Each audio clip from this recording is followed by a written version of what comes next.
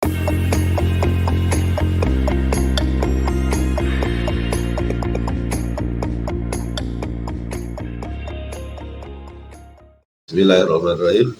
Assalamualaikum warahmatullahi wabarakatuh. Para peserta perkuliahan pengantar pendidikan, kita akan masuk kepada pertemuan berikutnya. Kali ini kita akan berbicara tentang sistem pendidikan jarak jauh. Apa itu pendidikan jarak jauh? Pendidikan jarak jauh itu mulai dikenal pada umumnya ya. Pada umumnya ketika kita kemarin memasuki pandemi ya, yang semua orang gagap, akhirnya kita mengenal dengan PJJ yang sering kita gunakan kuliahnya online. Pendidikan jarak jauh ya merupakan suatu model ya. Jadi ini bagian dari model pembelajaran juga ya, jarak jauh itu. Tentu saja yang membebaskan peserta didik ya untuk dapat belajar tanpa terikat oleh ruang dan waktu. Artinya tidak dibatasi oleh ruang dan waktu, kapan aja ya. Sedikit mungkin bantuan juga dari orang lain, mungkin bisa saja bantuan teknis ya.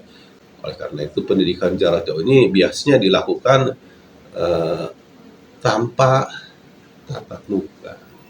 Artinya tanpa tatap muka secara langsung gitu ya, walaupun ya hakikatnya tatap muka juga, cuma jarak jauh gitu ya. Biasanya ya antara pendidik dan peserta didik itu ada media yang menyambungkan ya, yaitu biasanya melalui program pembelajaran yang telah dirancang ya untuk dapat dilakukan secara mandiri ya, secara untuk orang-orang itu. Maka tentu saja mandiri itu juga memerlukan sebuah sistem ya. Sistemnya biasa dalam dunia pendidikan itu ya yang digunakan sistem komunikasi gitu ya, karena pembelajaran juga adalah masuk kepada teori komunikasi. Komunikasinya yang berlangsung menggunakan sistem ya, sistem pembelajaran, yaitu sistem pembelajaran jarak jauh yang bersifat lebih komunikatif ya, tetapi tidak langsung ya, karena jarak jauh hanya menggunakan sebuah media ya, baik dalam bentuk media cetak maupun juga multimedia yang dirancang secara khusus ya. Ada kelebihan dan kekurangan. Kita lihat pertama kelebihan ya. Kelebihannya pertama dengan PJJ itu bisa menjangkau target yang luas ya. Bahkan selain luas juga bisa juga ditentukan ya. Kemudian yang keduanya apa? Tidak membutuhkan guru kelas atau tidak membutuhkan juga ruangan kelas ya. Guru sebagai tutorialnya mungkin masih diperlukan, tetapi perannya tidak seperti ketika guru seperti tatap muka gitu ya, atau dosen seperti tatap muka ya. Kemudian kelebihan berikutnya juga bahan ajar sudah dipersiapkan biasanya dalam bentuk modul ya oleh pengelola, atau kalau dosen sudah dipersiapkan dalam bentuk PPT misalnya gitu ya, lebih efektif dan efisien ya untuk yang keempat ini ya, dari segi waktu, dari segi biaya ya, yang tidak memerlukan lagi ruangan. Kelebihan yang kelima itu pengembangan kurikulum yang didasarkan pada kebutuhan lapangan ya.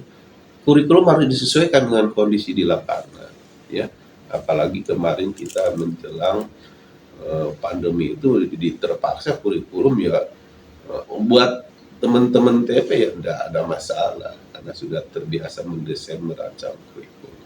Nah itu beberapa kelebihannya. Tentu saja kalau kita bicara kelebihan maka ada kekurangan ya. Nah, apa sih kekurangannya PJJ itu ya?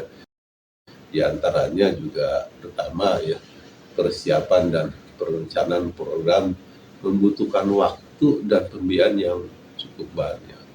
Kemudian kekurangan yang keduanya apa? Biasanya peserta didik nih tidak dapat berinteraksi ya, atau berkomunikasi langsung dengan gurunya atau dengan pendidiknya. Karena apa?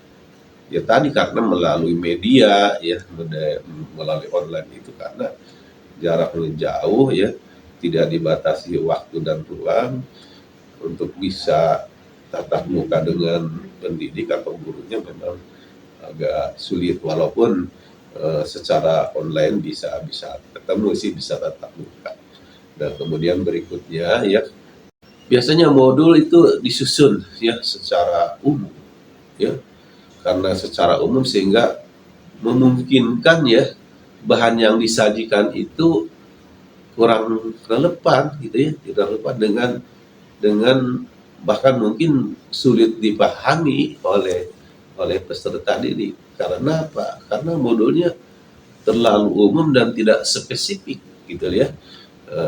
Tetapi kekurangan-kekurangan ini kalau sengaja kita sampaikan, kekurangan ini untuk diantisipasi ya, kalau nanti terus kita menggunakan PJJ dan bisa dianulir ya dengan kekurangan ini. Kekurangannya itu kita antisipasi, bahkan bisa ditutup dengan menggunakan campuran atau mix ya, atau diblendedkan, atau ya diblendedkan, dicampur, mungkin untuk menutupi itu suatu saat kapan offline, suatu saat kapan online. Itu bisa melihat hal-hal yang memang tidak bisa di online kan, untuk menutup barang bisa offline. Itu namanya di blended learning ya, jadi pembelajaran campuran ya.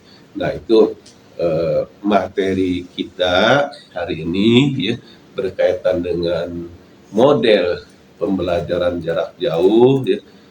Itu saja yang bisa Bapak sampaikan ya untuk pertemuan kali ini. Materinya juga khusus PJJ ya.